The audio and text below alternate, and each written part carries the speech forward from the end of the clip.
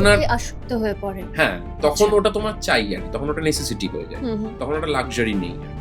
তো সেইভাবে আমি পুরোটা ব্যাপারটার মধ্যে জড়িয়ে পড়ি এবং প্রায় ২-৩ বছরের একটা ফেজ ছিল।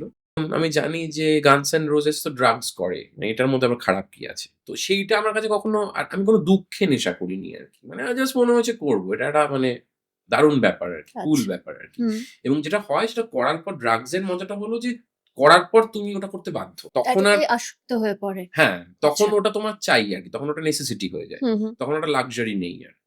তো সেইভাবে আমি পুরোটা ব্যাপারটার মধ্যে জড়িয়ে পড়ি এবং প্রায় ২-৩ বছরের একটা ফেজ ছিল। যখন তারপরে বেরোলে কি করে? বেরোলাম মানে আমি একদিন বললাম বাবাকে যে, "আমি এটা চাই না কন্টিনিউ করতে।"